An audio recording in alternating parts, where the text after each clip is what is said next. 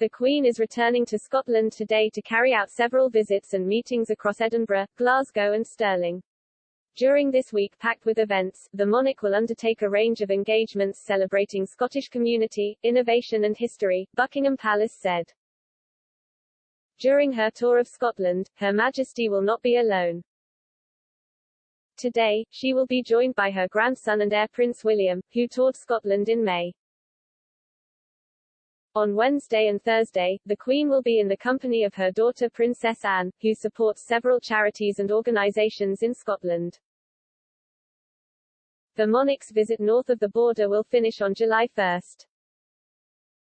While in Scotland, the 95-year-old monarch is set to speak to business owners, charity leaders and staff at cultural institutions that highlight the pioneering work taking place to further community engagement, education and technology in these cities. She will also hear more about Scotland's efforts to combat climate change. But she may also use her soft diplomatic power, as First Minister Nicola Sturgeon continues to back a second referendum on the independence of Scotland. NowExpress.co.uk is asking its readers whether they think the Queen can be Mr. Johnson's secret weapon north of the border. Join the debate in the comment section here. The Queen's visit to Scotland comes as tensions between Edinburgh and London reached a new high. Last week, Ms. Sturgeon accused Michael Gove of sneering, arrogant condescension after the Chancellor of the Duchy of Lancaster said there would not be a second referendum on Scotland's independence before the 2024 general election.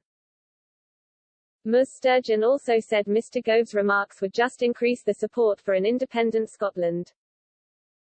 However, over the weekend, the Scottish First Minister suffered a blow after a panel-based poll carried out for the Sunday Times found a majority of Scots want to remain part of the UK. In April, the majority of the Scots polled were in favour of splitting the Union.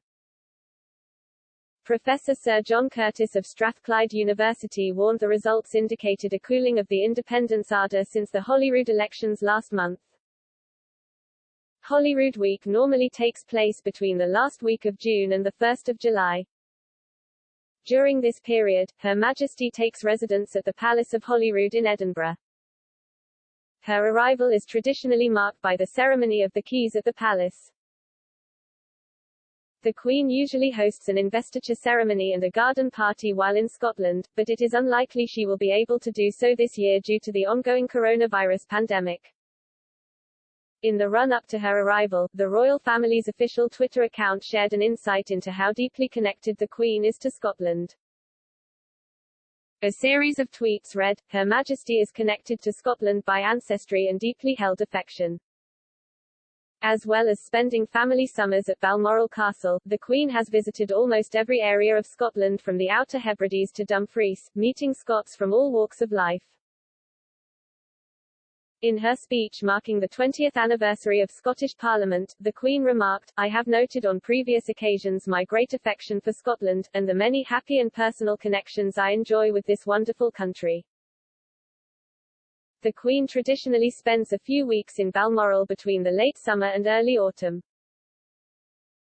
While last year she could not travel to Scotland for her Holyrood Week due to the pandemic, she travelled north of the border with Prince Philip in early August for their holidays.